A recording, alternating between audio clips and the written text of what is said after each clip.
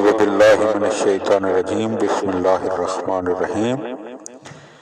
جناب ابو حمزہ الصومالی کہتے ہیں کہ میں نے امام محمد باقر علیہ السلام کو فرماتے ہوئے سنا کہ جب تمہیں شام کے داخلی اختلافات اور کشمکش کی خبر ملے تو شام سے دور بھاگنا چاہیے، کیونکہ قتل اور فتنہ اسے اپنی لپیٹ میں لے لے گا۔ میں نے عرض کیا کس شہر کی طرف بھاگنا چاہیے؟ امام علیہ السلام نے فرمایا مکہ کی جانب، کیونکہ مکہ اس وقت سب سے زیادہ پرامن شہر ہوگا، جہاں ہر طرف سے لوگ پناہ لینے آئیں گے۔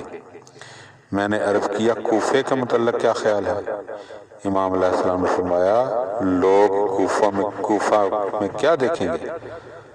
وہاں بہت سارے مارے جائیں گے سوائے ایک شامی مرد کے جو صحیح سالم رہے گا، لیکن افسوس ان لوگوں پر جو کوفہ کے اطراف میں ہوں گے، ان پر کتنی مصیبتیں آئیں گی۔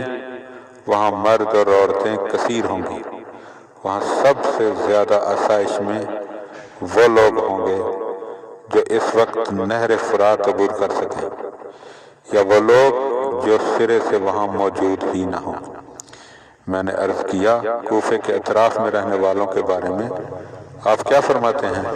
امام علیہ السلام نے فرمایا، اپنے ہاتھ سے اشارہ فرمایا، انہیں کوئی خطرہ نہیں ہوگا، مگر اس کے باوجود وہاں سے چلے جانا رہنے سے بہتر ہوگا۔ میں نے عرض کیا یہ واقعہ کتنا طویل ہوگا؟ امام علیہ السلام نے فرمایا ایک دن کا ایک حصہ۔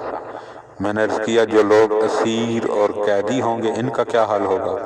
امام نے فرمایا ان کے لیے کوئی مسئلہ نہیں ہوگا، کیونکہ انہیں کوفہ سے باہر نہیں لے جائیں گے، کیونکہ بہت جلد وہ ان لوگوں کے ہاتھوں سے رہا ہوں گے جن کی کوفیوں کے نزدیک کوئی اہمیت نہیں ہے۔ اللہم صلی علی محمد و آل